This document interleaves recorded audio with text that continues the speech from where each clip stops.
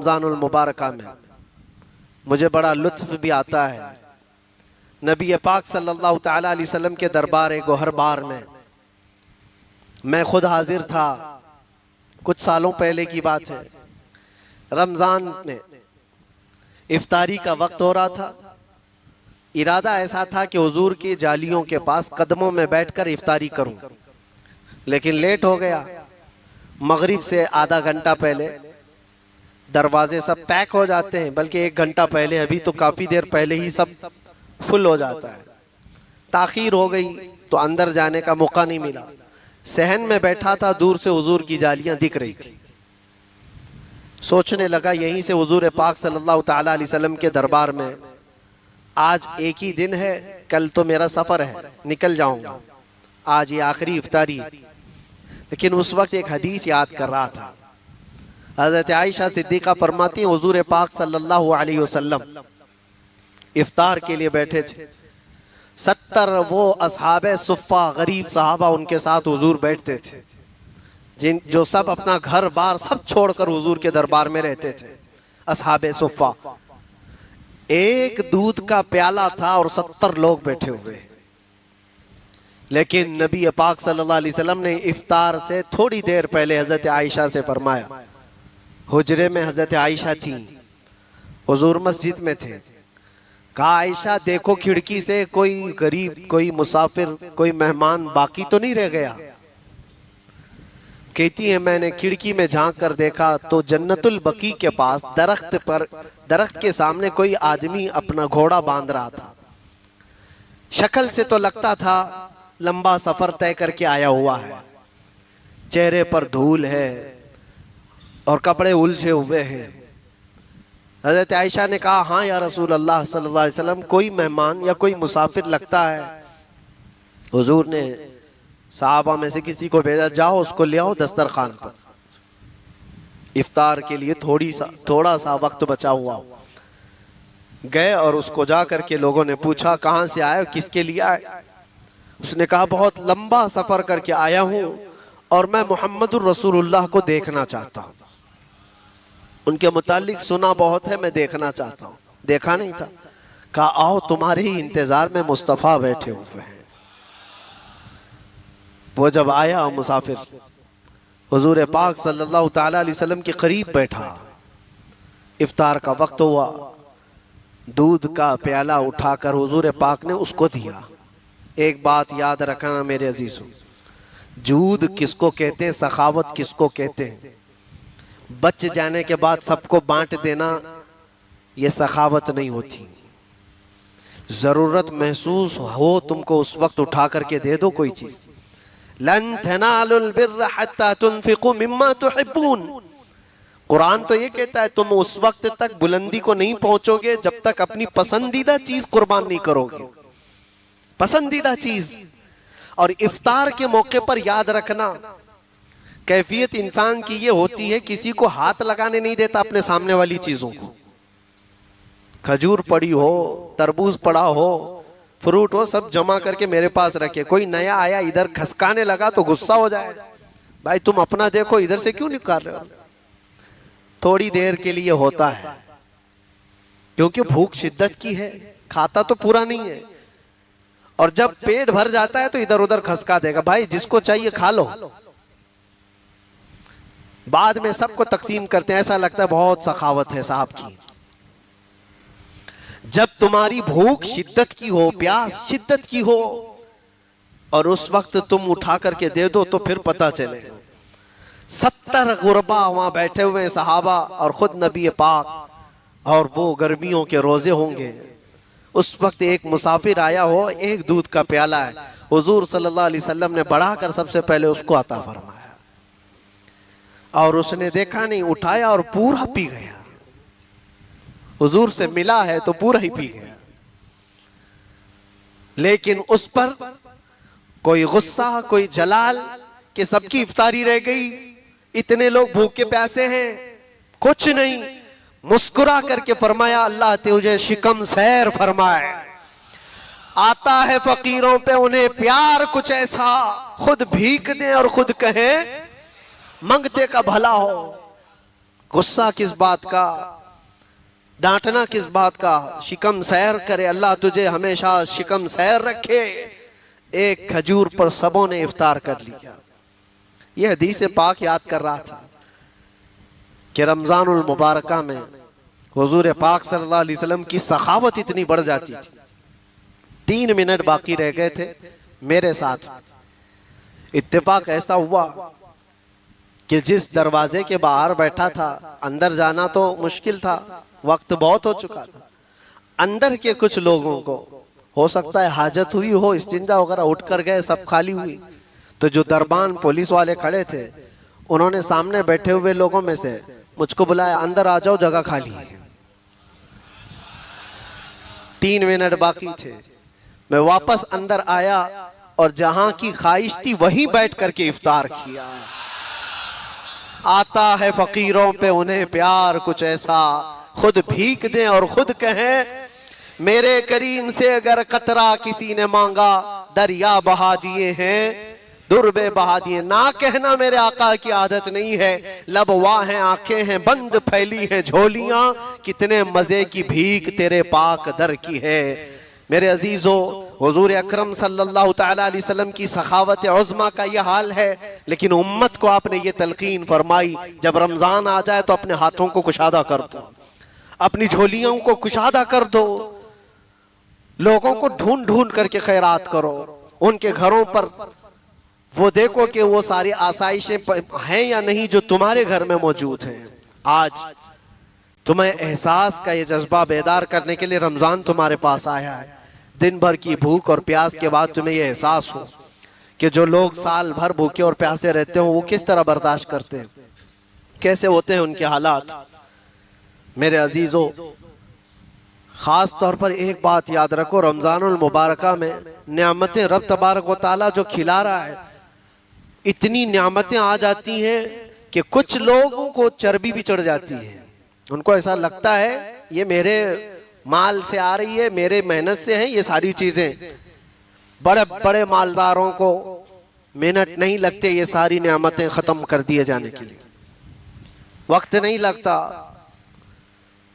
यही रमजान था, 1 साल बीता है, मैंने पत्थरों पर सो करके देखा है, ये रमजान ही था। कैदी जेल के अंदर एक समोसा आ जाए तो उनके लिए ऐसा लगता था ये तो बहुत बड़ी नियामत है। एक समोसा जिसको हम छूते नहीं, फेंक देते हैं। वहां पर ठंडा शरबत मिल जाए तो लोगों के आंसू निकल जाते हैं।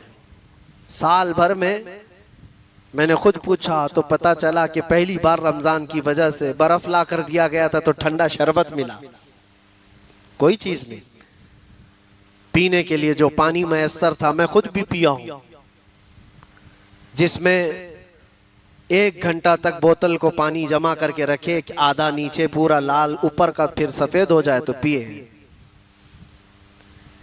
मैं ये इसलिए नहीं अर्ज कर रहा कि हम किस हालत से गुजरे, इसलिए अर्ज कर रहा हूं कि नियामतों की नाशुक्री ना करो जो तुम्हारे पास आज मौजूद है।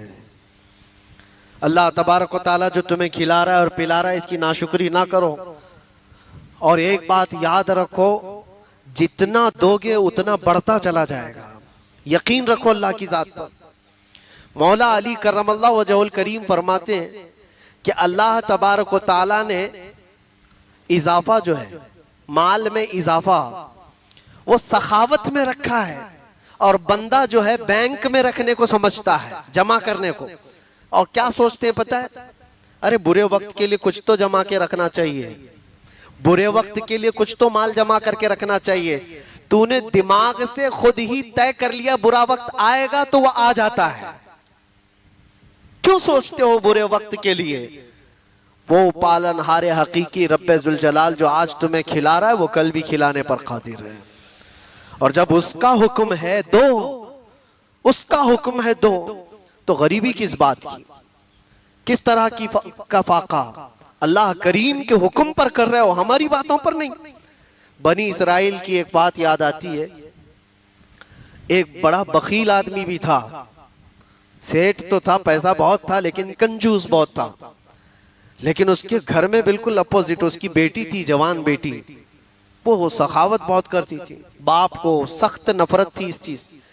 कंजूस आदमी हमेशा सखी लोगों से चिढ़ता है, उसको लगता है ये सब फजूल खर्ची करते हैं, क्यों देते हैं इनको, उसको बार बार यही लगता है, इनको नहीं देना चाहिए, गरीबों को, मिस्किनों को, ये सब अय्याशी करते हैं, ये फलां करते हैं, वो करते हैं, हजार तरह के उसके पास वजूहात होते हैं नहीं खर्चा करने के, और सखी के पास कोई वजह नहीं होती, वो देता है और उसके बाद ये सोचता है उसकी जिंदगी है, अल्लाह ने तो सिर्फ ये कहा है दे दो, ये नहीं फरमाया मौत तक उसके पीछे लगे रहो, कहां खर्चा करता है देखते रहो, अल्लाह ने ये हुक्म नहीं दिया है, दे दो, और वो कहां खर्च कर रहा है उसका जिम्मेदार वो है।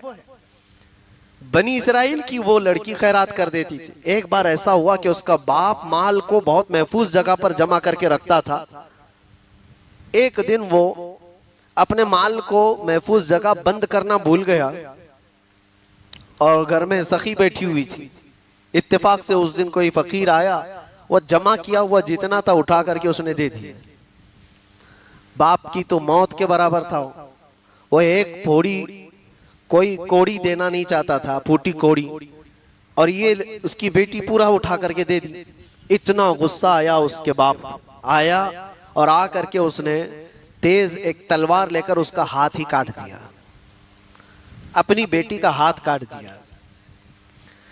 जब हाथ कट गया, जालिम बखालत में कभी कभार आदमी ऐसा ही हैवान बनता है, दर्द से शिद्दत से तड़पती रही। उसके बाद जैसे भी इलाज मुआलजे के बाद, हाथ तो कटा हुआ था, हाथ कटा हुआ था, अब उसी कटे हुए हाथ के साथ तो जी रही थी। जब जवान हो गई, अब रिश्ते तो आते हैं, शादी भी होनी है, वो ऐब है लड़की के अंदर, एक कटा हुआ हाथ, उसको कौन शादी करे। इतनी हसीन और जमील खूबसूरत सब कुछ है उसके पास, लेकिन हाथ नहीं।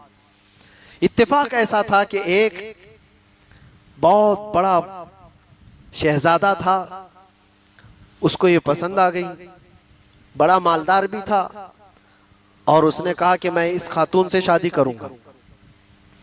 वो बहुत बड़े घर का शहजादा था, रईस ज़ादा था, निकाह का पैगाम भेजा, और ये जो कंजूस बकील था इसने सख्ती से मना करके रखा था, टूटा हुआ हाथ दिखाना मत वरना शादी भी नहीं होगी, जिसको भी है इसी टोपी डाल देंगे, मना कर रखा था। और इसी मना में उस शहजादे ने पसंद भी किया, शादी भी करीब हो गई, सब हो गए। अब इस लड़की को एक गम सताता था, आज या कल तो पता चलना है, जब घर पर जाऊंगी बिया हो करके, शादी के बाद जब रुखसत होकर जाऊंगी तो कभी ना कभी तो ये हाथ का पता चल ही जाएगा, फिर क्या होगा मेरे साथ। उस वक्त बड़े जुल्म भी होते थे, धोखे के मुतालिक बड़ी सजाएं थी। वो खातून लड़की बड़ी डरी हुई भी थी, बहरहाल शादी हो गई। डोली सच सवर करके दूल्हे के घर चली गई। जब वो दुल्हन अपने दूल्हे के घर आई तो अब बात ये थी कि रात को जब दस्तरखान बिछा दिया गया खाने के लिए, पहला दस्तरखान, दूल्हा भी बैठा है, उसके घर वाले भी बैठे हैं और दुल्हन बैठी हुई है। अब ये शर्मा रही है, सीधा हाथ कटा हुआ है, खाए तो कैसे खाए। तो उसने, दूल्हे ने कहा चलो खाना शुरू करो। ये नहीं खा रही थी, अपने दुपट्टे के अंदर वो अपना हाथ छुपाए बैठी रही, छुपाए बैठी रही बहुत देर तक। कैसे, अब क्या होगा, तब क्या होगा, अब क्या होगा, तब क्या होगा, कुछ तो होने वाला है, कटा हुआ हाथ अब पता चलेगा। 2 बार कहा उसने चलो शुरू करो खाओ। तीसरी बार उसने कहा किस चीज का इंतजार है, खाओ, दूसरे सब खा रहे हैं। उसके आंसू निकल आए कि उसके अंदर एक ऐब है, कटा हुआ हाथ है। अब किसी न किसी तरह से अब ये अपने नए दूल्हे को बता ही दूं कि मेरा हाथ कटा हुआ है। वो जवान दुशीजा रोने को थी, गैब से निदा आती है, ऐ खातून अपना हाथ निकाल। उस हाथ को रब ताला कभी शर्मिंदा होने नहीं देता जो रब के रास्ते में उठा हुआ हो। उसने दुपट्टे से हाथ निकाला तो उसका हाथ सही सलामत मौजूद था, हाथ सलामत मौजूद था। वो रब तबारक व तआला शर्मिंदा होने नहीं देता उस हाथ को जो बारगाह रब्बुल इज्जत में खर्चा किया हुआ। जब वो मौला दुनिया में जलील होने से बचा लेता है तो फिर आखिरत तो आखिरत है, रब तबारक व तआला हिफाजत फरमाएगा। इसलिए आज उम्मत को जिन चीजों की जरूरत है उसके लिए जो माल जमा करके रखते हैं वो भी वही सुन ले। कुरान कहता है वल्लदीन यकनिज़ून अज़्ज़हब वल फिद्दा वला युनफ़िक़ूनहा फ़ी सबीलिल्लाह फ़बश्शिरहुम बिअज़ाबिन अलीम। अल्लाह फरमाता है जिन लोगों ने सोना और चांदी को खजाना कर करके जमा किया है, ऐ रसूल उनको दर्दनाक अजाब की बशारत दे दे। यौमा युहमा अलैहा फी नारी जहन्नम फतुक्वा बिहा जिबाहुहुम व जुनूबुहुम व ज़ुहूरुहुम हाज़ा मा कनज़्तुम लिअन्फुसिकुम फ़ज़ूक़ू मा कुन्तुम तकनिज़ून। अल्लाह फरमाता है उस क़यामत के दिन उनकी पेशानियों को आग से दागा जाएगा, उनके बाजुओं को और उनके पीछे आग से दागा जाएगा और उनसे कहा जाएगा कि ये सारा जो तुम जमा करके रखते थे चखो, आज चखो। बल्कि एक रिवायत ये मिलती है कब्र में जाते ही एक बहुत ही खौफनाक अज़दा उसके गले में लिपट जाता है, उसकी नाक पर डंक मारता रहता है, चूसता रहता है और वो मुर्दा उसको हटाने की बेपनाह कोशिशें करता है, निकालने की बहुत ताकतें लगाता है। वो सांप उससे कहता है क्यों मुझको हटा रहे हो, मैं तुम्हारा माल हूं जिसको तुम जमा कर रखे थे, जिससे तुम बहुत मोहब्बत करते थे, लेकिन इस माल की जो ज़कात निकल गई वो पाक है, फिर उस पर तुम्हें अजाब नहीं है। लोग आज 2.5% पर ही आए काएं कर रहे हैं। अगर रब तबारक व तआला चाहता तो 50% का भी हुक्म देता। क्यों? अता किया हुआ उसका है, मैंने तुझे अता किया है, 100 अता किया, 50 मेरी राह में दे, 50 तू रख ले। लेकिन रब तबारक व तआला ने तुम्हें 50% देने का हुक्म नहीं फरमाया, 25 भी नहीं, 10 भी नहीं, 2.5, सिर्फ 2.5%। 100 रुपये तेरे पास आए हैं तो उसमें से 2.5 निकाल। गुरबा और मसाकीन जब क़यामत के दिन उठाए जाएंगे तो अल्लाह तबारक व तआला की बारगाह में वो शिकायत करेंगे कि हमारे पास तो कभी कोई चीज आई नहीं। तो अल्लाह ताला फरमाता है तुम्हारा हक भी मैंने मालदारों के पास रखा था, वो कहेंगे उन्होंने हमें दिया ही नहीं। इसीलिए कुरान में अल्लाह फरमाता है वफी अमवालिहिम हक्कुन लिस्साइल वल महरूम, तुम सबके माल में उनका भी हक रखा गया है। तुम खैरात करके बड़े मत बनो, अपने आप को ये मत समझो कि मैं बहुत बड़ा आदमी हूं इतने खैरात, तुमने उनका हक दिया है जो तुम्हारे माल में अल्लाह ने दिया था तुम्हें। बहरहाल अब इस हदीस पर मैं पूरी तशरीह करता जाऊं तो बहुत वक्त चला जाएगा। खुलासा कलाम यही है कि जब हमारे हाकिम अच्छे लोग होंगे, हमारे मालदार लोग सखावत करने वाले होंगे और हमारे मामलात शूरा में तय किए जाएंगे तो हुजूर ने फरमाया जमीन का ऊपर वाला हिस्सा तुम्हारे लिए अच्छा है, लेकिन जब तुम्हारे हाकिम सबसे शरीर लोग हों जैसे आज के हैं, मुझे कोई मसला नहीं है इस पर, आज के सबसे शरीर हाकिम हैं और खुल करके हम अर्ज करते हैं, बयान करते हैं, जितने झूठे हैं जितने चोर हैं वही सब के सब जमा होकर बैठ जाते हैं कुर्सियों पर। इनको जो कुर्सियों का लालच है ये इनकी शरारत और इनकी बदमाशी की ही सबसे बड़ी अलामत है। वरना इमाम आजम अबू हनीफा रज़ी अल्लाह ताला अन्हु जानते हो, करोड़ों मुसलमान जिसकी इक्तिदा करते हैं वो आज 6000 खत्म कुरान एक जगह पर जिन्होंने किया है, वो उम्मत के सबसे अच्छे लोगों में से थे कि नहीं? सबसे अच्छे लोगों में से थे। 80,000 मसलों का हल जिन्होंने उम्मत को पेश करके दिया हो। वक्त का बादशाह उनको बुलाता है और कहता है आइए, आपसे ज्यादा बेहतर कोई नहीं, आपको चीफ जस्टिस की कुर्सी दी जाती है। चीफ जस्टिस, काज़ीउल क़ुज़ात। आप क्या फरमाते हैं जानते हो? मैं उसका लायक नहीं हूं। इमाम आजम अबू हनीफा कहते हैं मैं उसका लायक नहीं हूं। काज़ीउल क़ुज़ात का मनसब दिया था बादशाह ने। तो जानते हो खलीफा वक्त ने कहा आप झूठ बोल रहे हो, आप झूठ बोल रहे हो, इतने बड़े इमाम होकर आप झूठ बोल रहे हो। तुरंत हजरत इमाम आजम अबू हनीफा ने कहा बादशाह इस्लाम फिर आप ही फैसला कर लो, जो झूठ बोल सकता है वो काज़ीउल क़ुज़ात कैसे बन सकता है? आप खुद ही कह रहे हो कि मैं झूठ बोल रहा हूं, और जो झूठ बोल सकता है फिर वो काज़ीउल क़ज़ात कैसे बन सकता है? लिहाजा मुझे माफ कर दे।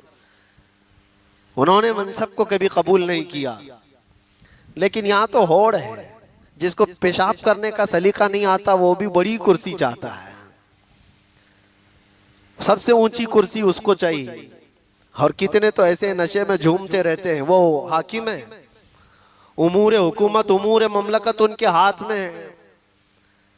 इसीलिए ये क़यामत की निशानियां हैं। अल्लाह के नबी सल्लल्लाहु अलैहि वसल्लम ने फरमाया है, हमारे यहाँ एक मसल मशहूर थी, वो आमी ज़ुबान में कही जाती है, कौवे को जब बड़ापन दे दिया जाता है तो वो पूरी कचहरी भर करके पखाना करता है। वो यही हाल है, जब कौवों को बड़ापन मिल गया हो, उनके हाथ में ज़माम हुकूमत आ गई हो, तो उन्हें ऐसा लगता है जो चाहे वो कर सकते हैं। कर तो सकते हो, लेकिन याद रखो फिरौन भी बहुत कुछ किया है, नमरूद भी बहुत कुछ किया है। इन सब के अंजाम भी याद रखो, एक ताकत है वो खल्लाक़े कायनात की। और फिर जब वो गिरफ्त आएगी तो तुम्हारे सारे मसनद ढीले पड़ जाएंगे, कोई तुम्हें बचाने वाली ताकत नहीं रह जाएगी। इसीलिए ये जुल्म का जो दौर है, इस पर भी मैं कहता हूँ आप ना घबराओ मेरे अजीजों। कुरान में अल्लाह ने जब ये फरमाया है, वमल्लाहु बिगाफिलिन अम्मा यअमलु ज़ालिमून, अल्लाह ताला जालिमों के कामों से बेखबर नहीं है। हर जालिम के काम को अल्लाह देख रहा है। यह और बात है कि वो ढील देता है, फौरन उसकी पकड़ नहीं करता, उसके जुल्म में उसको ढील दी जाती है। लेकिन जब अल्लाह तबारक व तआला उसकी पकड़ करता है, अखज़नाहुम बग़ता, अल्लाह फरमाता अचानक हम पकड़ करते हैं, अचानक पकड़ करते हैं। कौम शुएब जो नाप तोल में कमी करती थी, घमंड इतना था उनको, पहाड़ों को तराश करके घर बनाते थे, पूरे एक एक पहाड़ एक आदमी का घर। आज के लोग कहां पहुंच पाएंगे उनको? तुम्हारे 25 माले के, तुम्हारे 40 माले की बिल्डिंगें भी उनको नहीं पहुंच पाएंगे। वो पूरा पहाड़ तराश करके अकेला घर बना लेता। और वैसे हमारे पास टाइम कहाँ है इतना, उनके पास तो 800 साल 900 साल होते थे, बनाते रहते होंगे 200 साल तक। तो हमारे पास उतना टाइम उम्मत मोहम्मदिया को 60-70 साल का दिया गया है। 20 साल तक तो खेलता ही रहता है, 25 साल में शादी करता है और फिर बीवी को घुमाने में 10-15 साल चले जाते हैं। बचता क्या है उसके पास? कहां घर बनाएगा, कहां बिल्डिंग बनाएगा? खैर, कौम शुएब को जो इतना घमंड था, इतना गुरूर था, हज़रत शुएब अलैहिस्सलाम ने जब उनको डराया अल्लाह का अज़ाब आएगा, तो अल्लाह का अज़ाब आएगा। कहते कैसा आएगा? नूह अलैहिस्सलाम की कौम पर जैसा आया था वैसे? तूफान आ गया था, पानी आ गया था, आ भी जाए तो कुछ फर्क नहीं पड़ता, हम अंदर हैं, पहाड़ों के अंदर हैं। कौम लूत पर आया था पत्थरों का अज़ाब, नोकीले पत्थर बरसाए गए थे उनके ऊपर, वो आएगा तब भी हम महफूज हैं। पहाड़ पर पत्थर पड़ेंगे तो कुछ होने वाला नहीं है। पूरा पूरा पहाड़, पत्थरों का पहाड़ जिसके अंदर हम रहते हैं। इतना घमंड था, इतना गुरूर था उस कौम को कि कुछ फर्क नहीं पड़ता कौम नूह का अज़ाब आए कि कौम लूत का अज़ाब आए। तब फिर हज़रत जिब्राईल अलैहिस्सलाम को अल्लाह ताला ने भेजा इनका घमंड तोड़ने के लिए। बहुत बड़ी चीजें, हवाएं, तूफान, ये सारी नहीं। कुरान पाक में भी अल्लाह तबारक ताला ने फरमाया जिब्राईल अलैहिस्सलाम जमीन पर आए, एक फरिश्ता आया, सब अपने मजबूत किलों में बैठे हुए थे, पहाड़ों के तराशे हुए घरों के अंदर थे। फरिश्ते ने सिर्फ एक आवाज निकाली, फरिश्ते की आवाज थी, सैहतन वाहिदा, एक ही चीख थी। अल्लाहु अकबर। उस चीख की और उस आवाज की गरज ऐसी थी, जो पहाड़ों के अंदर थे उनके कानों में यह आवाज इतनी तेज आई कि उनका भेजा कानों से बाहर आ गया था। सब के सब नीचे पड़े हुए थे, किसी को हाथ उठाने की तक ताकत नहीं थी। एक आवाज पर पूरी कौम हिलाक हो गई, पूरी कौम खत्म हो गई। तुम क्या समझते हो, रब तबारक व तआला का जब अजाब आता है, उसकी पकड़ आती है तो मोहलत दी जाती है, वक्त दिया जाएगा। जुल्म करने वाले जितना करना है, एक वक्त तो तुम्हारा आएगा। इसीलिए मैं अपनी बातों में कहता हूं तो लोगों को बुरा लगता है, बकरे की अम्मा कब तक खैर मनाएगी, एक दिन तो बकरे ईद आएगी। बहरहाल आप में वो कोई ऐसी सिफत ना आए कि अल्लाह ताला ने अगर तुम्हें कोई चीज अता किया है तो अपने छोटों पर जुल्म ना करो, और अल्लाह ताला ने तुम्हें अता किया है तो अपने हाथों को कुशादा रखो। तुम्हारे देने से कभी घटेगा नहीं, देने से कभी घटेगा नहीं, बढ़ता चला जाएगा। और हदीस पाक का आखिरी हिस्सा जो था उसको भी बता दूं, वो उमूरुकुम इला निसाइकुम, और हुजूर ने फरमाया और जब मामलात औरतों के जरिए से हल होने लग जाएं तो फिर तुम्हारा कब्र में जाना ज्यादा बेहतर है। औरतें हाकिम बन जाएं तुम्हारे, औरतें तुम्हें मशवरा देने लगे और उन्हीं के जरिए से सारे मामलात तय किए जा रहे हों। अब तो हालात है बहुत सारी जगहों पर, कितने तो महिला मंडल बने हुए हैं, और कई जगह पर औरतें इस बात का तकाजा करती हैं कि हमें इंसाफ करने के लिए पावर दो। मैं औरतों के हुकूक के खिलाफ नहीं बोलना चाहता, उनके हुकूक हैं। इस्लाम से ज्यादा किसने उनको हुकूक दिए, इस्लाम से ज्यादा उनको किसने इज्जत दिया है। माँ हो तो कदमों में जन्नत अल्लाह के नबी ने बताया, बेटी हो तो उसकी परवरिश पर हुजूर ने जन्नत का वादा फरमाया है, बहन हो तो तुम्हारे हक में उसकी मकबूल दुआओं का हुक्म फरमाया, बीवी हो तो एक सदका, एक लुकमा उसे खिलाने पर सदके का सवाब। औरत को हर मकाम पर इज्जत दी गई है। बेवा हो तो भी यह नहीं है कि उसे सती के साथ, वो जो सती की रस्म होती थी, आग में जला दिया जाए। इस्लाम ने औरतों के हुकूक अता किए हैं, लेकिन उन हुकूक का मतलब ये नहीं है कि अल्लाह तबारक व तआला ने कुरान में फरमाया अर्रिजालु कव्वामूना अलन निसा, मर्दों को अल्लाह ताला ने हाकिम बनाया है, मर्दों को शूरा दिया गया है कि तुम्हारे मामलात मर्दों के जरिए से तय किए जाएंगे।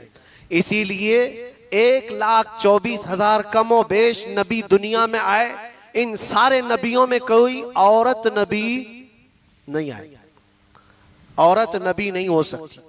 इसीलिए खुलफाए इस्लाम में भी कभी कोई औरत खलीफा नहीं बनी। अभी इक्का दुक्का कहीं से खबरें आती हैं कि कोई औरत भी पीर बनी बैठी हुई है। हाँ, वो मुरीद कर रही है। उसके मुरीद करने पर, उसके खलीफा बनने पर उतना ताज्जुब मुझे नहीं होता, वो मुरीदों पर ताज्जुब होता है कि जाते कैसे हो, क्या सोच करके हाथ देते हो। मेरे अजीजों, ये क़यामत की निशानियां हैं। हुजूर ने फरमाया जब तुम्हारे मामलात औरतों के जरिए से तय किए जाने लग जाएं तो फिर कब्र तुम्हारे लिए ज्यादा बेहतर है जमीन के ऊपर वाले हिस्से से। अल्लाह करीम हम सबको इस शर के बाद खैर का ज़माना अता फरमाए।